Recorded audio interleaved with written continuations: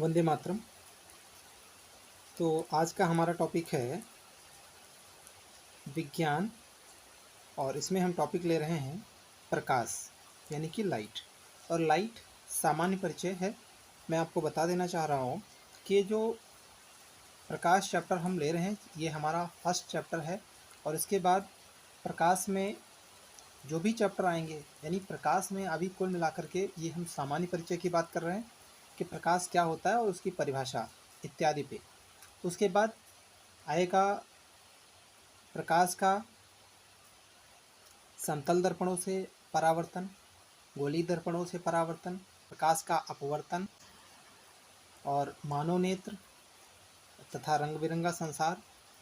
उसके बाद आएंगे सूक्ष्मदर्शी, दूरदर्शी, मानव नेत्र के दोष और अन्य जो महत्वपूर्ण प्रश्नोत्तर हैं, अन्य जो महत्वपूर्ण टॉपिक प्रकाश से संबंधित हैं वो सारे वन बाय वन आते रहेंगे।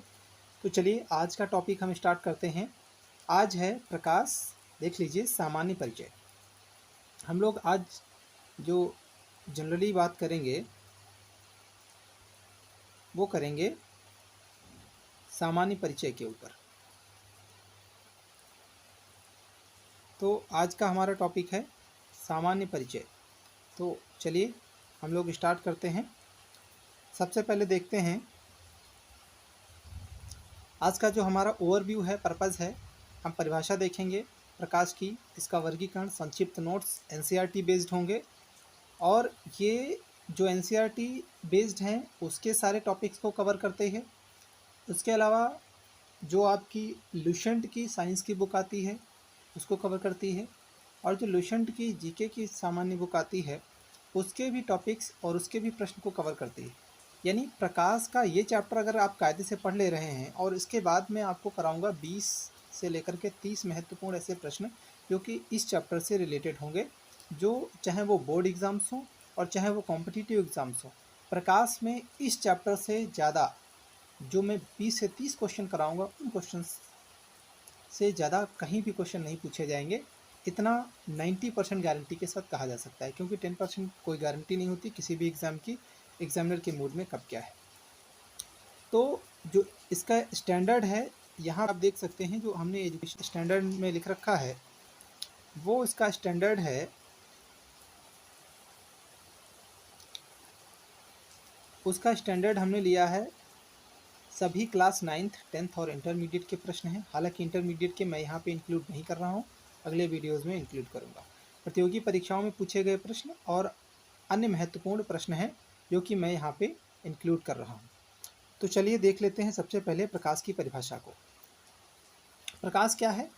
वास्तव में अगर परिभाषा की बात करें तो प्रकाश एक प्रकार की ऊर्जा है। प्रकाश है एक प्रकार की ऊर्जा जो कि वैद्युत चुंबकीय तरंगों के रूप में चलती है। आप देख सकते हैं यहाँ पे हमने परिभाषा इसकी दी हुई है। प्रकाश एक प्रकार की ऊर्जा है जो वस्तुओं को देखने में हमारी मदद करती है। अच्छा, आपको ये बात बहुत ही कायदे से समझ लेनी चाहिए सभी को कि पूरे के पूरे ब्रह्मांड में अगर हम पूरे ब्रह्मांड की बात करेंगे तो पूरे पूरे ब्रह्मांड में सिर्फ और सिर्फ दो चीज़ें हैं। एक तो हैं द्रव्य और दूसरे हैं ऊर्जा। द्रव्य का मतलब है इसमें आ जाते हैं आपके ठोस यानी सॉलिड, लिक्विड्स एंड गैसेस। इसके अलावा भी दो अवस्थाएं हैं लेकिन वो नेचुरल अवस्थाएं नहीं हैं। और ऊर्जाओं में विभिन्न प्रकार की ऊर्जाएं आ जाएंगी, ये भिन्न भिन्न प्रकार की हैं। तो जो प्रकाश है वो एक प्रकार की ऊर्जा है, ना कि द्रव्य है। पहले तो ये बात कंफर्म कर लेनी चाहिए कि प्रकाश एक प्रकार की ऊर्जा है। जो प्रकाश हमें हमारी आँखों के माध्यम से वस्तुओं को देखने में मदद करता है। तो ये हो गई प्रकाश की परिभाषा। और भी विभिन्न प्रकार से परिभाषित कर सकते हैं, लेकिन एक सीधी भाषा में समझें तो प्रकाश की परिभाषा बस इतनी मात्र है। आगे आइए चलते हैं प्रकाश के गुणों के ऊपर। प्रकाश के क्या क्या गुण होते हैं? सबसे पहले बात करते हैं कि जो प्रकाश होता है, आप यहाँ पे देख सकते हैं कि जो प्रकाश है वो वैद्युत चुंबकीय तरंगों के रूप में चलता है। वैद्युत चुंबकीय तरंगों का मतलब क्या होता है कि ऐसी तरंगे जिनके संचरण के लिए जिनके जिनके संचरण के लिए किसी भी प्रकार के माध्यम की आवश्यकता नहीं होती। माध्यम का मतलब क्या होता है? माध्यम का मतलब जिस चीज़ पे बैठकर या जिस चीज़ पे आरोहित होकर के कोई चीज़ एक स्थान से दूसरे स्थान पर जाती है उसको बोलते हैं माध्यम।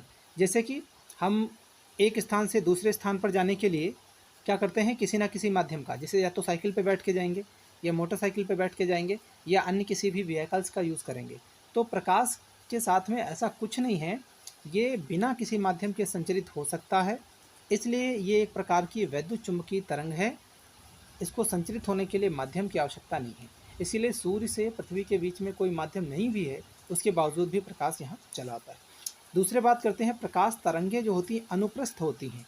अनुप्रस्थ का मतलब क्या होता है कि जब मान लीजिए कि प्रकाश जैसे कि इस डायरेक्शन से इस डायरेक्शन की ओर फॉरवर्ड कर रहा होगा, तो जो माध्यम के कण है यानी इसके चारों ओर ये जो माध्यम होगा, मान लीजिए ये कोई तरंग है जो लेफ्ट हैंड साइड से राइट हैंड साइड की ओर इधर की ओर मूव कर रही है, तो यहाँ पे जो माध्यम के कण होंगे, जो माध्यम के कण होंगे उनके संचरण की जो दिशा होगी वो इस उनके कंपन करने की जो दिशा होगी वो इस तरंग के आगे बढ़ने की दिशा के लंबवत होगी। कहने का मतलब ये हुआ कि माध्यम के कण कुछ इस डायरेक्शन में कंपन करेंगे ऊपर से नीचे ऐसे। यानी अगर प्रकाश की तरंग ऐसे जाएगी तो माध्यम के कण कंपन कैसे करेंगे, इसके लंबवत। इस प्रकार की जितनी भी तरंगें होंगी जिनमें तरंग संचरण की दिशा और माध्यम के कणों के कंपन करने की दिशा में 90 अंश का कोण बनता है, यानी लगभग 90 कह सकते हैं या 90 कह सकते हैं, वो सारी तरंगें क्या कहलाती हैं, अनुप्रस्थ तरंगें। तो ये भी पॉइंट बहुत ज़्यादा पूछा जाता है कि प्रकाश किस प्रकार की तरंग है, तो ये अनुप्रस्थ तरंग है। अगली अगर हम बात करते हैं कि प्रकाश सरल रेखा में चलता है, इसका सीधा सीधा प्रमाण ये है कि अगर प्रकाश आ रहा है और प्रकाश के मार्ग में कोई भी ऑब्जेक्ट आप रख दीजिए तो प्रकाश, और ये अगर अपारदर्शी है तो इसके इधर की ओर प्रकाश नहीं निकलेगा, जिससे हमें पता चलता है कि प्रकाश सरल रेखा में गति करता है। दूसरी बात है, प्रकाश संचरण के लिए माध्यम की आवश्यकता नहीं होती।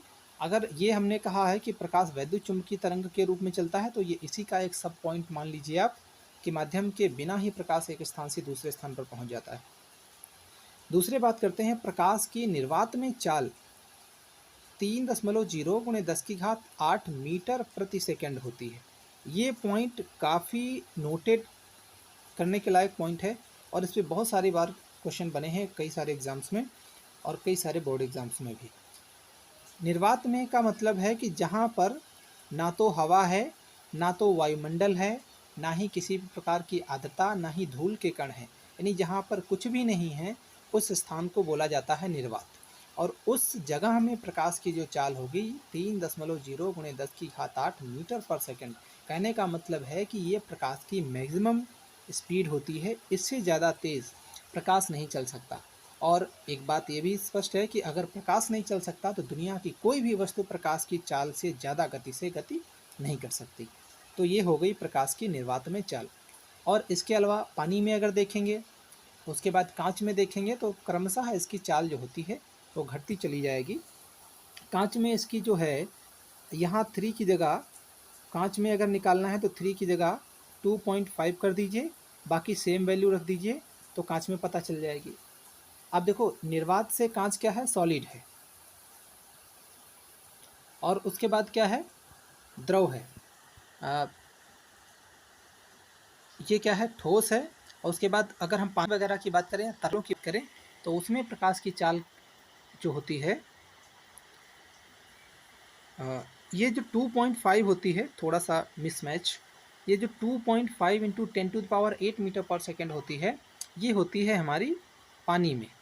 तो पानी में चाल याद रखेंगे 2.5। और उसके बाद अगर कांच की बात करेंगे तो कांच में जो होती है वो 2.0 × 10⁸ मीटर पर सेकेंड होती है। तो ये प्रकाश की चाल का हो गया। आगे बात करते हैं दृश्य प्रकाश की तरंगदैर्घ्य 3900, ये लिखा हुआ है एंगस्ट्रॉम, और ये भी लिखा 7800। तो दृश्य प्रकाश यानी जिसमें हम वस्तुओं को देख पाते हैं, जो हमारा वर्णक्रम है, जो हमारा इंद्रधनुषीय क्रम है, जो वर्ण विक्षेपण से हमें प्रिज्म से प्राप्त होता है, उसमें जितने भी प्रकाश आते हैं विबग्योर के क्रम में, violet, indigo, blue, green, yellow, orange, red, उसमें जो प्रकाश होता है उसकी तरंगदैर्घ्य होती है 3900 से 7800 एंगस्ट्रॉम। किसी भी पदार्थ के, किसी भी तरंग के तरंगदैर्ध्य का मतलब ये होता है कि कोई भी तरंग कितना दूरी तक जा सकती है। जो तरंग जितना दूरी तक जाएगी उसकी तरंगदैर्ध्य उतनी ही ज़्यादा होगी। दूसरे शब्दों में बोला जाए तो जो तरंग की तरंगदैर्ध्य ज़्यादा होगी उस तरंग की गति भी ज़्यादा होगी।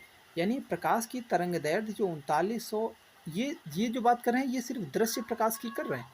इसके अलावा जो कम वाली भी होती हैं और इससे ऊपर भी। यहाँ पे हम बात करेंगे, अगर मान लीजिए तरंगदैर्ध्य की बात कर रहे हैं 3900 से 7800 एंगस्ट्रॉम, ये सिर्फ दृश्य प्रकाश की है। इससे नीचे अल्ट्रा वायलेट और रेड से ऊपर इंफ्रारेड, उनकी तरंगदैर्ध्यों में इंफ्रारेड की ज़्यादा होगी और अल्ट्रा वायलेट की क्या होगी, कम होगी। तो ये हो गए प्रकाश के गुण। मेनली आपको क्या क्या याद रखना है, एक ये याद रखना है, एक ये याद रखना है और एक ये याद रखना है। यानी 3 पॉइंट ऐसे पॉइंट हैं जिनको आपको याद रखना ही है। हम दोबारा से मार्क कर दे रहे हैं जो आपके लिए एक ये पॉइंट आपके लिए आईएमपी हो जाएगा और दूसरा आपके लिए ये पॉइंट इम्पॉर्टेंट हो जाएगा और तीसरा आपके लिए ये पॉइंट इम्पॉर्टेंट हो जाएगा। तो इतने पॉइंट आपको ज़रूर से ज़रूर इस वाले स्लाइड से याद रखने हैं। तो चलिए अब हम आगे की ओर चलते हैं। आगे हैं प्रकाश की द्वैतीय प्रकृति। द्वैतीय प्रकृति का मतलब क्या होता है कि प्रकाश जो होता है वो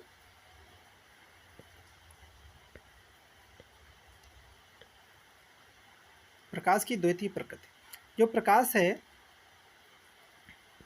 देखिए अभी स्टार्टिंग है तो एडिटिंग और टाइपिंग और ये थोड़ा सा स्लाइड वगैरह बनाने में हमें समस्या रहती है। धीरे धीरे से सब कुछ सही हो जाएगा। आप लोग कोऑपरेट करते रहिए और अगर कहीं पर कोई समस्या आपको आती है तो आप हमें कमेंट बॉक्स में लिख के बता सकते हैं कि इस चीज़ में या इस बात में या टॉपिक में या कंटेंट में या किस प्रकार का कोई भी अगर इम्प्रूवमेंट होना है तो मैं अगले वीडियो जब भी बनाऊँगा तो आपके सारे कमेंट्स को ज़रूर ध्यान में रखूँगा और उसी के बेसिस पे मैं अगले जो वीडियोज़ हैं वो बनाऊँगा। तो चलिए देखते हैं प्रकाश की द्वैती। द्वैती का मतलब है, इसका मतलब होता है ड्वेल नेचर। ड्वेल नेचर का मतलब है कि प्रकाश दो प्रकार के व्यवहार प्रदर्शित करता है। दो प्रकार के व्यवहार कौन कौन से हैं? एक तो प्रकाश जो है, यहाँ पे हमने लिखा है प्रकाश तरंग, तरंग और कण दोनों प्रकार के, दोनों रूप में व्यवहार करता है, जिसको प्रकाश की कहते हैं द्वैतीय प्रकृति। यहाँ पे हमने लिखा भी, देखो बहुत सारे ऐसी घटनाएं हैं जो प्रकाश के तरंग सिद्धांत पर आधारित हैं और बहुत सारी ऐसी घटनाएं हैं जो इसके कण के सिद्धांत पर आधारित हैं।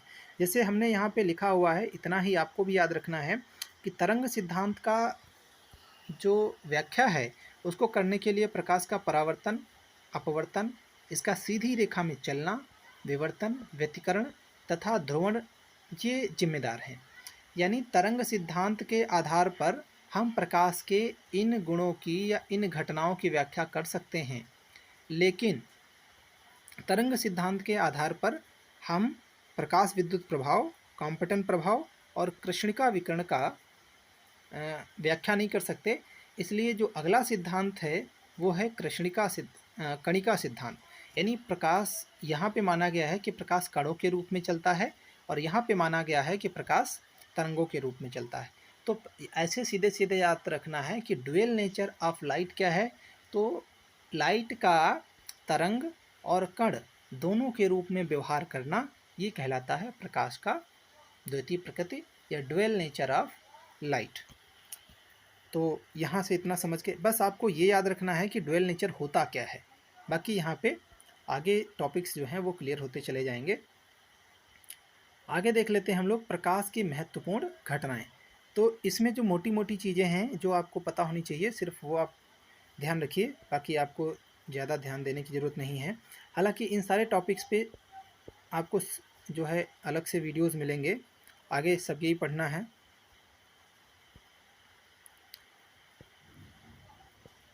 तो सबसे पहला है परावर्तन। परावर्तन क्या होता है? प्रकाश का किसी चिकने और पालिशदार सतह से टकराकर उसी माध्यम में वापस आने की घटना कहलाती है परावर्तन। इसी प्रकार से अपवर्तन भिन्न भिन्न अपवर्तनांक वाले माध्यमों से गुजरने पर प्रकाश का अभिलंब की ओर या अभिलंब से दूर की ओर हट जाना, यानी प्रकाश जब एक माध्यम से दूसरे माध्यम में जाता है तो अपने मार्ग से क्या होता है, विचलित हो जाता है। इसको बोलते हैं प्रकाश का अपवर्तन। इन सारे टॉपिक्स पे बेहतरीन से अलग से आपको नोट्स मिलेंगे चैप्टर वाइज। अगला चैप्टर जो आएगा वो परावर्तन ही होगा, इसलिए यहाँ मैं डिटेल में बात नहीं कर रहा हूँ, वीडियो भी लंबा ना हो, टॉपिक्स भी कवर हो जाए इसलिए। वर्ण विक्षेपण का मतलब क्या होता है, तो देखिए सीधे सीधे विक्षेपण का मतलब होता है फैल जाना। तो प्रकाश जब श्वेत किरण पुंज है, जब प्रिज्म से होकर के गुजरती है तो वो अपने अवयवी रंगों में बट जाती है। इसी को बोला जाता है प्रकाश का वर्ण विक्षेपण। आगे है प्रकीर्णन। प्रकीर्णन का मतलब होता है कि प्रकाश के जो कण हैं उसका चारों ओर फैलना। यहाँ पे थोड़ा सा करेक्ट करिएगा, वर्ण विक्षेपण का मतलब होता है श्वेत प्रकाश का अवयवी रंगों में विभक्त होना। विक्षेपण विभक्त और विक्षेपण को कनेक्ट कर सकते हैं। यहाँ पे विक्षेपण का मतलब विभक्त हो जाना, यानी प्रकाश अपने अवयवी रंगों में विभक्त हो जाए, विक्षेपण। प्रकीर्णन का मतलब होता है फैलना, प्रकाश का जहाँ पर प्रकाश स्रोत है उसके चारों ओर उसका फैल जाना। जैसे दीपक, मोमबत्ती या लालटेन का जो प्रकाश है, जो प्रज्वलित होने वाली ज्वाला है, उसके चारों ओर फैल गया तो इस घटना को बोला जाएगा प्रकीर्णन। आगे व्यतिकरण और विवर्तन, ये दो घटनाएं हैं, आपको बस एज इट इज़ ऐसे याद रखना है, बस प्रकाश की घटनाएं होती हैं। ये थोड़ा सा हाई लेवल के टॉपिक्स हैं, तो यहाँ पे इतना केवल जान लीजिए कि व्यतिकरण का मतलब होता है कि किसी क्षेत्र में जब दो या दो से अधिक तरंगे एक साथ चलती हैं तो उसमें होता क्या है कि कहीं पर उनके जो अध्यारोपण होते हैं, अध्यारोपण का मतलब एक दूसरे को काटना, जब ये तरंगे एक दूसरे को काटती हैं तो इनके उच्च बिंदु और निम्न बिंदु में क्या होता है, अंतर आ जाता है, इसको बोला जाता है व्यतिकरण। विवर्तन में क्या होता है, तरंग संचरण के मार्ग में अगर कोई अवरोध उत्पन्न हो जाए और ये अवरोध क्या है, बहुत ही छोटा सा हो, जैसे मान लीजिए यहाँ से कोई प्रकाश की किरण आ रही है, अगर ये कोई प्रकाश की किरण है और इसके मार्ग में छोटा सा कोई अवरोध उत्पन्न हो गया ये, तो प्रकाश क्या करेगा, इसको दोबारा से करते हैं थोड़ा सा। अगर ये कोई प्रकाश की किरण है और इसके मार्ग में कोई अवरोध उत्पन्न हो गया, तो प्रकाश जब ऐसे सीधे आ रहा था, आने के बाद ये अगर और छोटा होता तो ये प्रकाश ऐसे जाके और ऐसे घूम के फिर से ऐसे निकल जाता। इस घटना को ही बोला जाता है विवर्तन। तो विवर्तन समझ लिए। अब हम लोग चलते हैं थोड़ा सा आगे की ओर। आगे है ध्रुवण।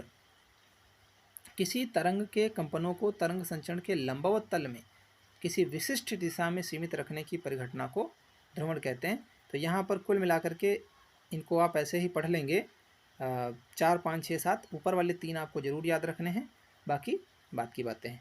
अब आ जाओ देखते हैं सारे, हालांकि हम ये जितने भी बिंदु हैं इन सारे बिंदुओं पर परावर्तन, अपवर्तन, वर्ण विक्षेपण, प्रकीर्णन, व्यतिकरण, विवर्तन, ध्रुवण, इन सारे पे अभी अगले जो चैप्टर्स आएंगे वो सारे एक एक हेडिंग पे, एक एक टॉपिक पे अलग सेपरेट वीडियो आएंगे, तो यहाँ पर ज़्यादा डिस्कस करने की आवश्यकता नहीं है। तो चलिए देखते हैं अन्य महत्वपूर्ण बिंदुओं में।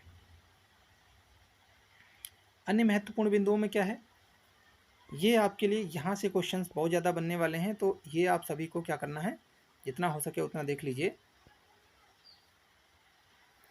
तो सबसे पहले हम यहाँ पे देख लेते हैं, यहाँ लिखा है सर्वप्रथम न्यूटन ने बताया कि श्वेत प्रकाश विभिन्न रंगों का मिश्रण होता है। अब इसी बात को आप ऐसे भी याद रख सकते हैं कि सर्वप्रथम प्रिज्म से श्वेत प्रकाश का विक्षेपण किसने किया था, या प्रिज्म से वर्ण विक्षेपण की घटना का परिकलन सर्वप्रथम किसने किया, तो सारे आंसर हो जाएंगे न्यूटन। आगे है प्रकाश के तरंग सिद्धांत। तरंग सिद्धांत देखिए, 2 सिद्धांत हमने पढ़े हैं, तरंग सिद्धांत और कणिका सिद्धांत। तो तरंग सिद्धांत का प्रतिपादन किसने किया था, तो यहाँ पे देखना है प्रतिपादन हाइजन या हाइगेंस, ये नाम इंपॉर्टेंट है, याद रखिएगा। हाइगेंस का तरंग सिद्धांत, कणिका सिद्धांत, 2 सिद्धांत हैं। आगे चलते हैं हम लोग। आगे है व्यतिकरण का सिद्धांत, यंग ने प्रतिपादित किया था। यंग एक वैज्ञानिक का नाम है, यंग का मतलब युवा या जवान नहीं है, इतना याद रखिएगा। आगे चलते हैं। विद्युत चुंबकीय तरंग सिद्धांत का प्रतिपादन मैक्सवेल ने किया। ये जो कुछ वैज्ञानिकों के नाम हैं, इनसे जुड़ी घटनाएं जो इन्होंने नियम प्रतिपादित किए या जो इन्होंने खोज करी हैं वो आपको याद रखनी है, चाहे वो हाइगेंस हों और चाहे वो न्यूटन हों। आगे चलो, क्वांटम सिद्धांत, ये यहाँ पे प्लांक हो गया है, इसको करेक्ट करेंगे। ये प्लांक है, प्लांट नहीं है, तो इसको याद रखेंगे आप, प्लांक। ये आपके लिए बहुत ही इम्पोर्टेंट रोल अदा करने वाला है। तो ये वाला क्वेश्चन तो जरूर याद रखना है। वायु तथा जल में प्रकाश की चाल, और ये भी आपको याद रखना है, ये वाला नाम फोको। दोनों में, वायु तथा जल में प्रकाश की चाल फोको, और ये है प्लांक। यहाँ पे का है, यहाँ पे मैं लिख दे रहा हूँ, यहाँ पे है प्लांक, ना कि प्लांट, ऐसे लिखा जाएगा प्लांक।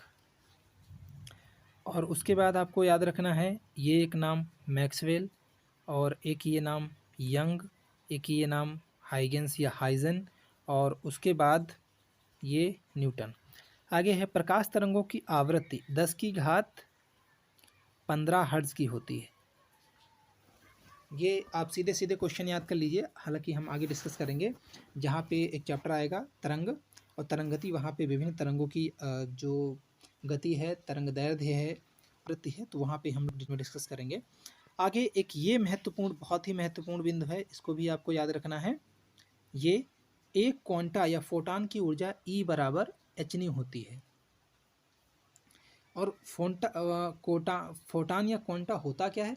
तो देखिए, जो प्रकाश सूर्य से हम तक पहुंचता है, एक्चुअली वो अलग अलग नहीं होता है, वो ऊर्जा के छोटे छोटे बंडल होते हैं, पैकेट होते हैं। उन बंडलों को हम लोग क्या बोलते हैं? क्वांटा बोलते हैं। ये आपके लिए समझने की बहुत ही ज़रूरी बात है। ऊर्जा के पैकेटों को हम लोग बोलते हैं क्वांटा। जैसे कि पार्ले जी का पैकेट है तो 8 बिस्किट का पैकेट या जो भी है, जैसे कि एक टॉफ़ी का पैकेट लाए तो टॉफ़ी के पैकेट में क्या होगा? टॉफ़ियाँ होंगी। तो पूरे पैकेट को हम लोग क्या बोलेंगे? क्वांटा बोलेंगे। ठीक है, तो क्वांटा याद रखना है। आगे है, सूर्य का प्रकाश पृथ्वी तक आने में 8 मिनट 16.6 सेकंड का समय लगता है। बहुत घिसा पिटा और रिपीटेड क्वेश्चन है, तो इसको भी आप लोग एज इट इज़ याद रखेंगे। तो आगे देखते हैं। बस इतना ही था, और इतना वीडियो देखने के लिए आप सभी का थैंक्स। और इस वीडियो से रिलेटेड जो भी आपके महत्वपूर्ण क्वेश्चंस हैं, 20 से 30 ही क्वेश्चन होंगे, जिनको बार बार आपको पढ़ने की आवश्यकता नहीं है। बस आप एक बार पढ़ेंगे और सारे प्रश्न आपको तैयार हो जाएंगे। वो आपको अगले वीडियो में मिलेंगे।